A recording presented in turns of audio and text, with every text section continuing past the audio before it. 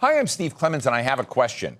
After reaching such great heights, how did India-U.S. relations fall so far and so fast? Let's get to the bottom line.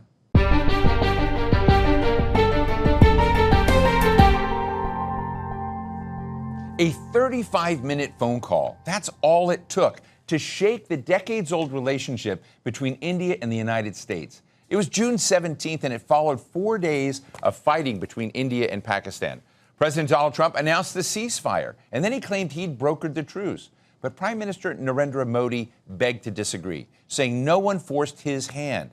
And that's how this spiral began. Trump slapped 50% tariffs on Indian goods entering the United States, declaring that its economy was, quote, dead, and accused India of financing Russia's war in Ukraine by buying discounted oil from Moscow.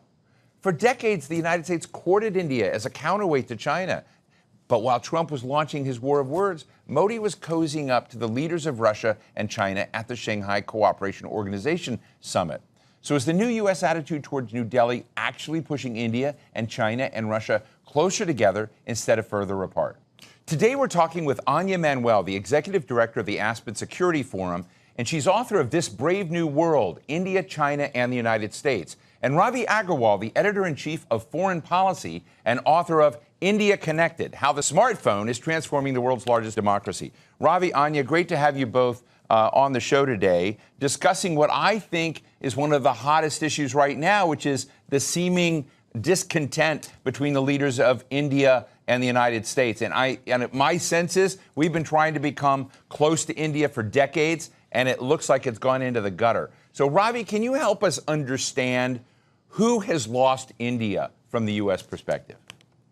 Well, I think, for the last 30 years, as you put it, the U.S.-India relationship has been becoming closer and closer. There's been wide bipartisan agreement that this is a partnership that, for many reasons, makes sense.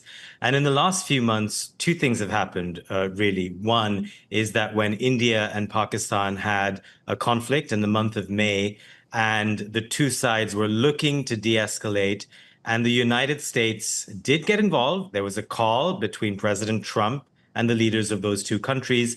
And Trump's version of events is that he led the de-escalation, that he got the two sides to pull back from what could have been a more serious conflict than what we saw. India, of course, has a long-standing policy of not acknowledging or accepting any foreign interference in bilateral matters, specifically on Kashmir and Pakistan.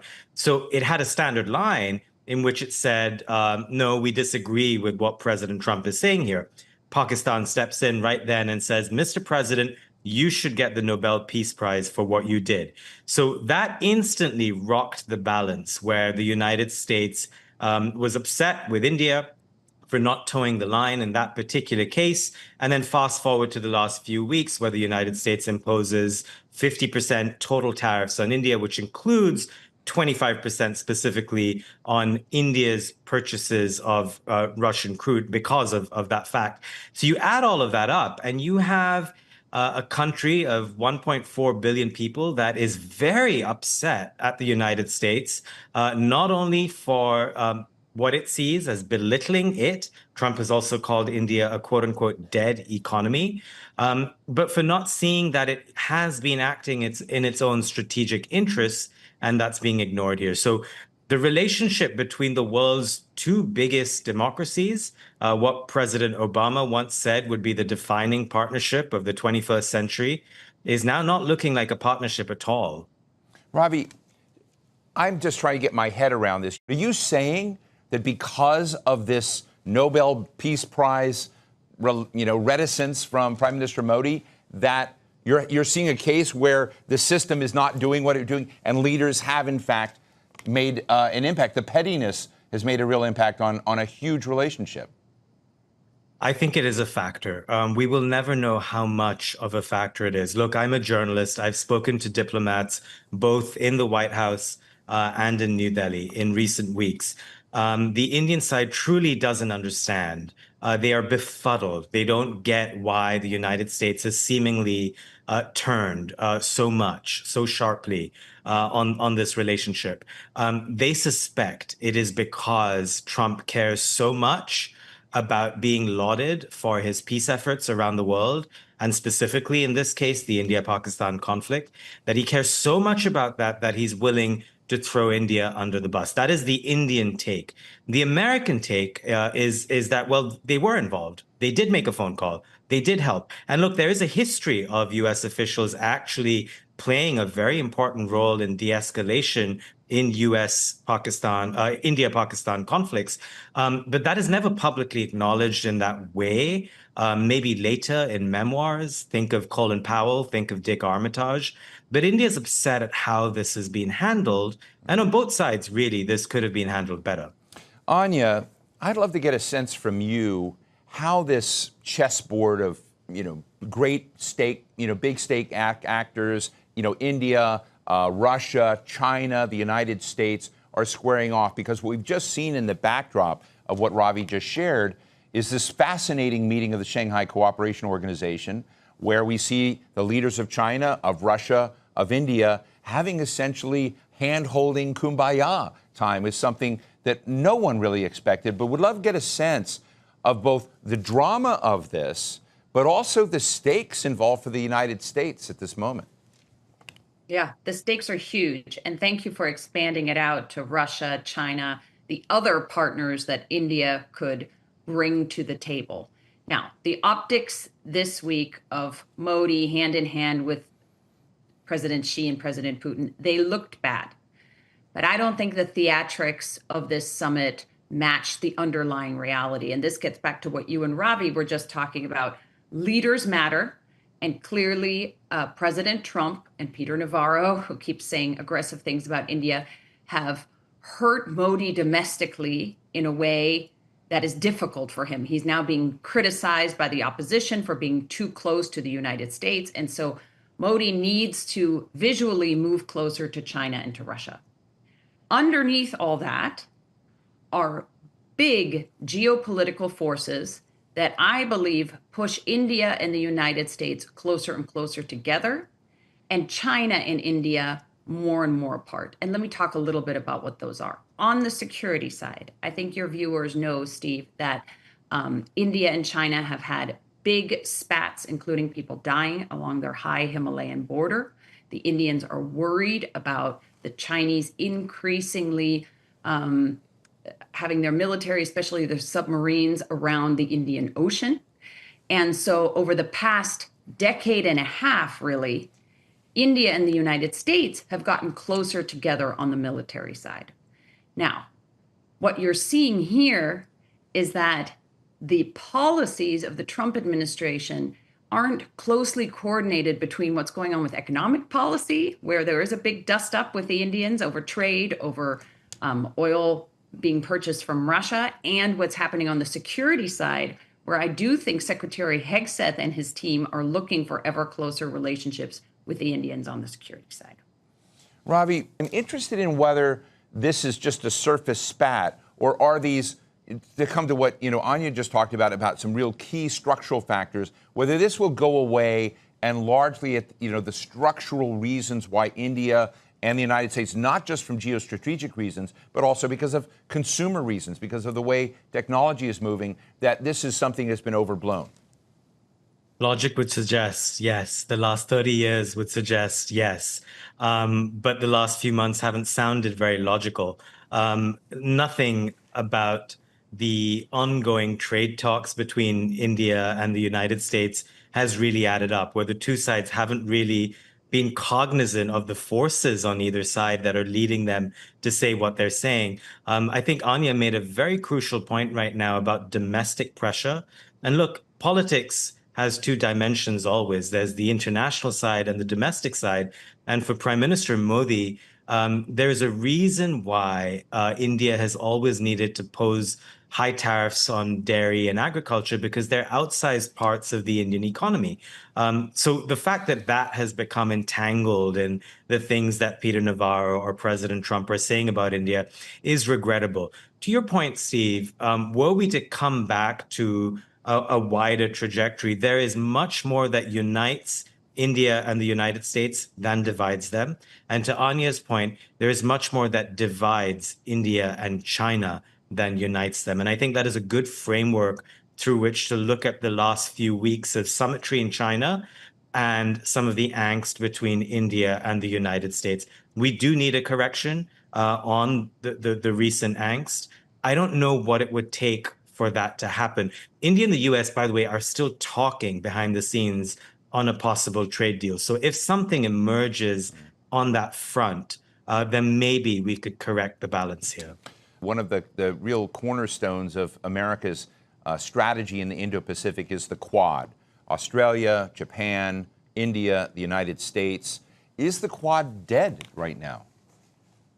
I don't think the Quad is dead. I think the Quad is being intentionally very quiet. And this is a really important grouping for the following reasons. When I was in the U.S. State Department several administrations ago, the United States, India, Japan, and Australia spoke to each other, but they were very careful to not do too much together on the military side and to not openly say that this was to help shape the rise of China. That has all gone by the wayside. It's not a formal alliance, but it does mean that these four very strong countries are exercising together all the time. There are growing U.S. sales of military equipment to India. This was always a sticking point. India buys a huge amount of its military kit from Russia. Partly that is historical, as non-aligned movement. India has always been close even to the Soviet Union. Also, it was partly because the United States was hesitant to sell India its most advanced technologies. That is beginning to shift. And I think Ravi talked about Indus X, and now I think it's been renamed Indus Innovation. But the idea is to jointly produce some military equipment to keep doing all of these important exercises. And behind the scenes, very quietly, a lot of very substantial intelligence cooperation between India, US, and the other two Quad countries. Ravi, what is India's geostrategic aspirations at this point? How does it look at itself in the world? Because when I look at demographics, and I look at China, China's a rising power, big power, but it's got a shrinking population. It's going to shrink fast. And people are very obsessed with China. I keep saying India is the powerhouse rising superpower of the future, huge population, incredibly fast-growing economy, despite what President Trump said. But what does India want? India is still biding its time. China's GDP per capita is around about $12,000, $13,000 a year. India's is $2,500 a year. India is still, not even a middle-income country. So a lot of the growth that you're seeing, a lot of that will go into internal infrastructure. For the Indian middle class to expand is really the first order of business for Prime Minister Modi, and also job creation. Given the demographics you just mentioned, India is a very young country, average age 27, 28, median age. But that also means that you have to provide jobs for all of these people. Otherwise, instead of a demographic dividend, you have a demographic disaster. I think longer term, if you assume that India keeps growing at the 6-7% rate mark, which has kind of been its average for the last few years, what will happen is that India will grow in its global clout. And in terms of what it actually aspires to, there's always been a faction in India that was suspicious of the United States. And over the last 20, 30 years, that faction was to some degree silenced as India grew closer to the United States, and to some degree was willing to move further away from countries in Asia, for example. That movement has now, reemerged, where there are renewed suspicions about partnering with America. And I think American analysts should look at that very closely, because you don't want to lose India longer term. There's, again, so much more that should unite these two democracies than divides them. But the other thing to keep in mind here is, in a world in which the United States is seen as a less reliable partner, and in a world in which China talks about itself as a more reliable partner, I think what India is going to try to do in terms of its vision and ambition is to retain options, to create more geopolitical space for itself, to pick and choose partnerships in sectors, so technology and defense with the United States, but maybe trade with other countries. It's going to try to have it all in some senses. And in a fractured world, it is easier to have it all. I don't think any of that is to America's advantage, but that is a world that I think Trump is accelerating at this point. Anja, Steve, can I add to that? go ahead, please. Yeah, that's a really important point because we've talked about India, U.S., India, China. Those are important, of course, but India is becoming one of the key swing states in the international system, in often in a really positive way, and sometimes in ways that are maybe complicated for us. In the positive way, India has always been very protectionist for all of the reasons Ravi mentioned. Domestically, it is very difficult for farmers, for dairy farmers in India. Modi has to keep his domestic constituency together, and that sometimes means trade barriers. However, recently, India has signed free trade deals with the UK, with the United Arab Emirates, with Australia, with EFTA, which is a grouping that's led by the Swiss. So there's some positive momentum here. There's a huge amount of positive momentum between Al Jazeera's region, between the Middle East, especially the UAE, Bahrain, Saudi, and India. A lot of longstanding relationship, positive relationship between Israel and India. And I would say, in general, it's a very positive thing that India is taking a larger role on the international stage, and we should help support it. You know, when you kind of see the hypocrisy in a way that, you know, when you kind of look at, okay, we're sanctioning India because of energy purchases from Russia, you kind of look at that as one of the big factors. And you kind of see, well, Europe is doing this. Europe has basically got LNG exports to Russia. China and Turkey are rather big. So you see the inconsistency there. What if we begin to see some of the great power stakeholders in the world really begin aligning in a way where they're now trying to contain the United States? What would that future look like, Anja? So I have trouble imagining that with India as a key part of the alignment against the United States for all of the reasons that we've already talked about. India is deeply skeptical about China. They always talk a good game. For generations now, you see Indian and Chinese leaders get together and they talk about their joint tragic history of colonialism. They talk about the aspirations for economic growth for their people. And then they're silent. I mean, look at what just happened at this summit, the Shanghai Cooperation Summit. China offered a few loans. They said they want to cooperate more on AI. That sounds like it's more talk than reality because the Indian AI researchers and technologists that I speak to they'll cooperate a little bit with China, sure, but they're much more happy to work with American tech firms here. You look at what's happening on the manufacturing side. Some Chinese manufacturing is happening in India, but it's American firms and European firms that have really taken up the call that Modi has made to manufacture more in India. Look at what Apple and Foxconn are doing. Those are big, big tectonic plates, Steve.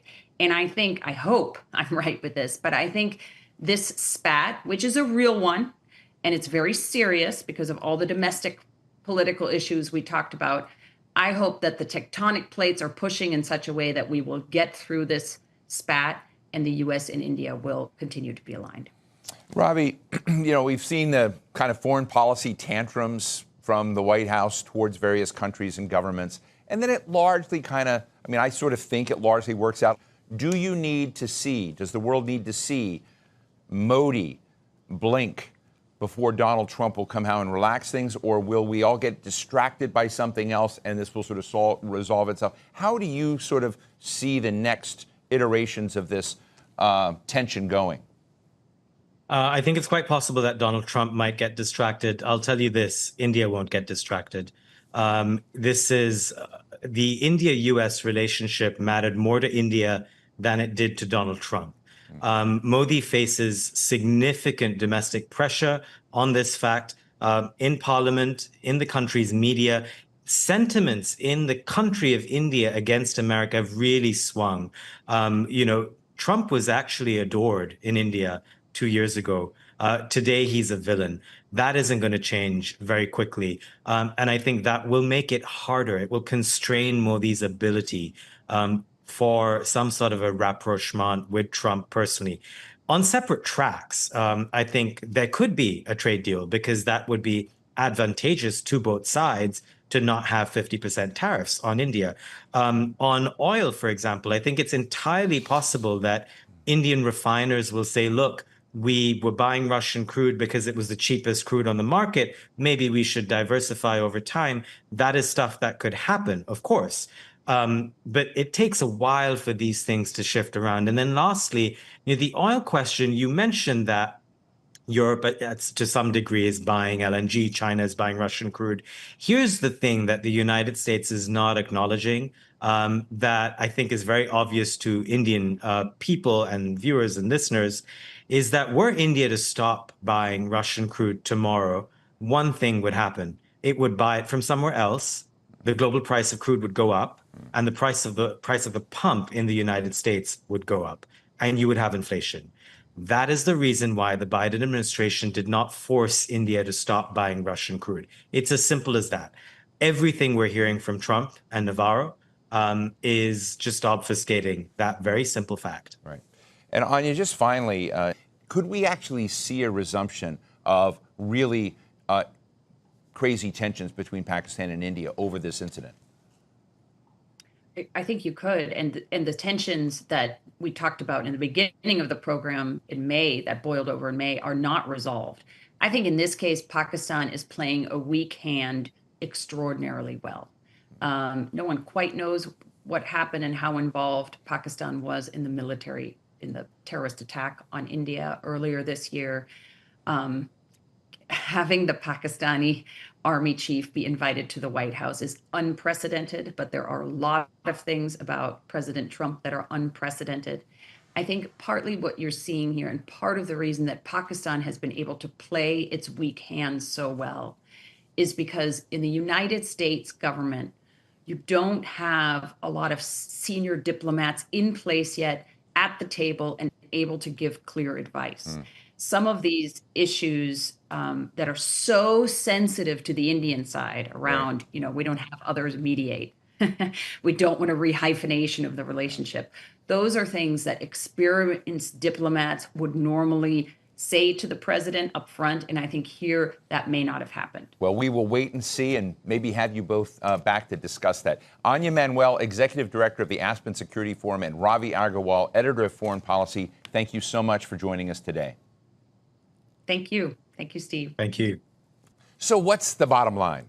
Soon enough, we're going to find out whether the United States remains king of the hill or whether it kicks down its own hill. And we'll also find out if there are going to be other kings of hills like India or China and Brazil, maybe other nations, with the U.S. in a much less important spot. India matters. Sure, China's economy dwarfs India's, but China's population is shrinking now and India's is growing. America's economy grows about 3% a year, but India's is now growing 6% a year. That's not a dead economy. And in America's global competition with China, India was perceived as a must-have, vital partner for the U.S. So it's hard to believe that Trump will throw everything away. After the vanity, the pettiness, and the temper tantrums, these two countries will go back to finding how their core interests align. So this isn't the end of the story, and that's the bottom line.